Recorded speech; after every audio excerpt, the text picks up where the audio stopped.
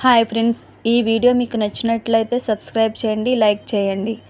అరుంధతి గుప్తాతో మనోహరిని నా కుటుంబం నుంచి తరిమికొట్టి నా కన్న తల్లిదండ్రులు ఎవరో తెలుసుకుని వాళ్ళని ఒక్కసారి చూస్తే చాలు గుప్తా గారు, చాలు. ఆ తరువాత నన్ను మీరు నరకానికి తీసుకువెళ్ళినా స్వర్గానికి తీసుకువెళ్ళినా నేను సంతోషంగా మీ వెంట వచ్చేస్తాను గుప్తా గారు అని బాధపడుతూ ఏడుస్తుంది అరుంధతి. అప్పుడు గుప్తా మనసులో, హతవిధి బాలిక, నీవు పడుచున్న బాధను నా కళ్ళారా చూసినను నీ కళ్ళ ముందు ఉన్నది నీ కన్నవారే అని నేను చెప్పలేను బాలిక. అప్పుడు అరుంధతి గుప్తాతో, మీకు నిజమేదో తెలిసినా నా కన్నవాళ్ళ గురించి చెప్పలేకపోతున్నందుకు బాధపడుతున్నారా గుప్తా గారు? చెప్పే పరిస్థితే ఉంటే మీరు ఈరోజు ఆగరని నాకు తెలుసు గుప్తా గారు, మీరేం బాధపడకండి. అప్పుడు గుప్తా, ఈ ఒక్క మాటతో నీ మీద గౌరవం 100 రెట్లు పెరిగింది బాలిక. ఇంత గొప్ప గుణవంతురాలైన నిన్ను చంపి ఆ బాలిక మూట కట్టుకున్న పాపం ఎన్ని జన్మలెత్తినను ఎన్ని పుణ్యకార్యములు చేసినను పోదు బాలిక, పోదు. ఈ కన్నీళ్ళ నుండి ఈ కష్టముల నుండి నీకు త్వరగా మోక్షం కలుగవలెనని ఆ జగన్నాథుని మనస్ఫూర్తిగా ప్రార్థిస్తున్నాను బాలిక, ప్రార్థిస్తున్నాను. అప్పుడు నిర్మల మిస్సమ్మతో, మిస్సమ్మ, ఆరు ఉన్నప్పుడు ఎంత నిష్టగా పూజ జరిగేదో ఈరోజు కూడా అంతే నిష్టగా పూజ జరిగిందమ్మా. ఆ వచ్చిన ముత్తైదువులు కూడా నీవు పూజ చేసిన విధానాన్ని చూసి అచ్చం ఆరునే చూస్తున్నట్టు ఉందంటుంటే నా ఆనందానికి హద్దులు లేవు తెలుసా? మనోహరి కోపంతో రగిలిపోతుంది. అప్పుడు అమర్ వాళ్ళ నాన్న, అవును మిస్సమ్మ, వాళ్ళు చెప్పింది అక్షరాలా నిజం. ఇవాళ నిన్ను పూజలో చూస్తుంటే అచ్చం మా ఆరునే చూస్తున్నట్టు ఉన్నట్టు అనిపిస్తుంది. అప్పుడు నిర్మల అమర్ వాళ్ళ నాన్నతో, అవునండి, ఈరోజు ఆరు లేదనే లోటు ఎక్కడా కనిపించలేదు. ఎందుకో అమ్మాయి పూజలో మన మధ్యనే ఉన్నట్టు అనిపించిందండి. అప్పుడు మనోహరి మనసులో, అమర్ భార్య స్థానం ఈ ఇంటి కోడలి హోదా నాది. అక్క చెల్లెలు కలిసి నా దగ్గర నుంచి లాక్కున్నారు. నాకు దక్కాల్సినవన్నీ మీ దగ్గర నుంచి తిరిగి తీసుకునేదాకా ఎవ్వరిని వదిలిపెట్టను. ఇంతలో రాథోడ్ లోపలికి వచ్చి అమర్తో, సార్, కమాండర్ సురేంద్ర గారు ఫైల్ ఇచ్చారు. ఇంతలో మిస్సమ్మ, రాథోడ్, మీరు పూజ అయ్యేలోపు వస్తారు అనుకుంటే పూజ పూర్తయ్యాక వచ్చారు. ఉండండి, ప్రసాదం తీసుకువస్తాను. ఇంతలో అమర్, మిస్సమ్మ చెప్పండి అంటుంది. అప్పుడు Amar, thank you so much అంటాడు అమర్. అప్పుడు మిస్సమ్మ, ఎందుకండి, నాకు ఈ పూజలు వ్రతాలంటే అస్సలు నచ్చేవి కావు. ఆరు నా జీవితంలోకి రాకముందు ఇంట్లో ఏ పూజ జరిగినా నాకు తెలిసేది కూడా కాదు. కానీ ఆరు వచ్చిన తర్వాత తన ప్రేమతో నాలో కొన్ని కొత్త అలవాట్లను కొత్త మార్పులను తీసుకువచ్చింది. అమర్ అమ్మా నాన్న సంతోషిస్తారు. రాథోడ్ నవ్వుకుంటాడు. మనోహరి కోపంతో రగిలిపోతుంది. కేవలం తన కోసం, తన మొహంలో సంతోషం చూడటం కోసం నేను కూడా సరే అనేవాడిని. నిజం చెప్పాలంటే నాకు కూడా ఎందుకో ఆరు నా పక్కనే ఉన్నట్టు, పూజలో నా చెయ్యి పట్టుకున్నట్లు అనిపించింది. అప్పుడు మనోహరి మనసులో, ముట్టుకోవడం అనిపించినట్లు ఉండటం ఏమిటి? చచ్చింది ఎలా ముట్టుకుంటుంది? కొంపతీసి దానికి ముట్టుకునే శక్తి గాని వచ్చిందా? కానీ అది ఎలా సాధ్యం? భయపడిపోతుంది మనోహరి. అప్పుడు అమర్, ఈరోజు పూజ చేస్తున్నంతసేపు ఆరు నాతో లేదని బాధ లేదు. మనసు ఎందుకో ప్రశాంతంగా అనిపించింది. అప్పుడు మిస్సమ్మ, మిమ్మల్ని అందరినీ వదిలి అక్క ఎక్కడికి వెళుతుందండి? తన కన్న వాళ్ళను చూడలేకపోయింది. కనీసం తనను చంపిన వాళ్ళకి శిక్ష పడడం చూడాలి కదండి. అప్పుడు మనోహరి భయపడుతుంది. అప్పుడు మిస్సమ్మ, అక్కను ఇంత ప్రేమకు దూరం చేసిన వాళ్ళకి, మీలాంటి భర్తను దూరం చేసిన వాళ్ళకి శిక్ష పడటం చూడకుండా అక్క ఎక్కడికి వెళ్ళదండి. మనోహరి కోపంతో రగిలిపోతుంది. రాథోడ్ కూడా కోపంతో చూస్తాడు మనోహరి వైపు. అప్పుడు మిస్సమ్మ, అంతే కదా మనోహరి గారు? అప్పుడు మనోహరి, హా అవును. అప్పుడు మిస్సమ్మ, అయితే అక్క చావుకు కారణమైన వాళ్ళకి శిక్ష పడడం చూసే వరకు అక్క మన మధ్యనే ఉంటుంది కదా అంటున్నా. అప్పుడు మనోహరి, ఉంటుంది. అప్పుడు అమర్, ఏమైంది మనోహరి, ఎందుకు అలా ఉన్నావు? ఏం లేదు అమర్, కొంచెం వేడిగా ఉంది కదా సో అంటుంది. అప్పుడు అమర్ బాగానే ఉంది కదా. అమర్ అప్పుడు రాథోడ్ అని పిలుస్తాడు. ఇద్దరూ కలిసి తన రూమ్కి వెళ్తారు రాథోడ్ అమర్. అప్పుడు నిర్మల మిస్సమ్మతో ఇంకొక వాయనం ఇస్తే పూజ పూర్తవుతుంది, లక్ష్మక్కకి ఇద్దాం అంటుంది. అప్పుడు మిస్సమ్మ ఎందుకత్తయ్యా, పక్కింటి అక్కుంది కదా, నేను వెళ్ళి ఆవిడకి ఇచ్చేసి వస్తాను. మనోహరి షాక్ అవుతుంది.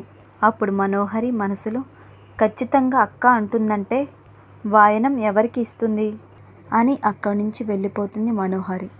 బయట అరుంధతి గుప్తా మాట్లాడుకుంటూ ఉండగా మిస్సమ్మ వాయనం తీసుకుని వస్తుంది. అప్పుడు మిస్సమ్మ హమ్మయ్య అక్క. అప్పుడు గుప్తా అరుంధతితో ఆ బాలిక వచ్చుచున్నది, నీ కన్నీటిని తుడుచుకొనుము.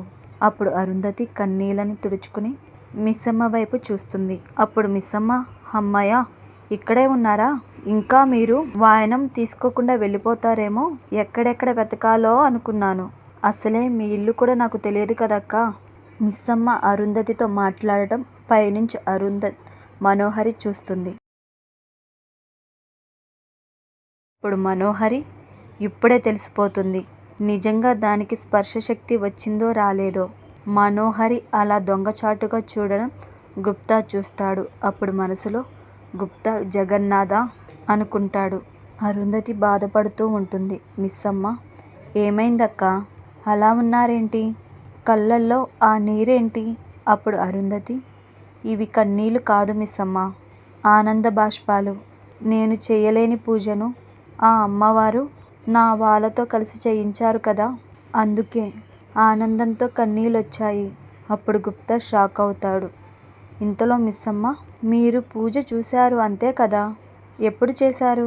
అప్పుడు అరుంధతి అదే చూశాను కదా, ఆ అదృష్టమైన నాకు దక్కింది, అందుకే ఆనందం పట్టలేక కన్నీళ్ళు అలా బయటికి వచ్చేశాయి. అప్పుడు మిస్సమ్మ నాకు కూడా చాలా ఆనందంగా ఉందక్క, ఆయనతో కలిసి మొదటిసారి పూజ చేశా అని నవ్వుకుంటుంది.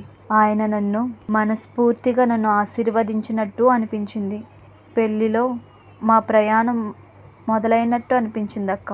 అప్పుడు అరుంధతి మనసులో ఆయన నీతో కొత్త జీవితం మొదలుపెట్టినందుకు ఆనందించాలో, నాతో జీవితం ముగిస్తున్నందుకు బాధపడాలో తెలియటం లేదు మిస్సమ్మ అని మనసులో బాధపడుతుంది అరుంధతి. అప్పుడు మిస్సమ్మతో అమర్ మాట్లాడిన మాటలు గుర్తొచ్చి అప్పుడు మిస్సమ్మ పూజ చేస్తున్నంతసేపు అక్క తన పక్కనే ఉన్నట్టు అనిపించిందంట అక్క, ఆయన చెయ్యి పట్టుకుని ఆయనతో కలిసి పూజ చేసినట్టు అనిపించిందని ఆయన ఎంతో ఆనందపడిపోయారో తెలుసా అరుంధతితో అంటుంది. అప్పుడు అరుంధతి నీకు బాధ అనిపించట్లేదా? అప్పుడు మిస్సమ్మ బాధనా, ఎందుకక్క? అదే ఎంతైనా ఆవిడ మొదటి భార్య, నీ ముందు ఆవిడ మీద అంత ప్రేమ చూపిస్తుంటే నీకు బాధ అనిపించలేదా?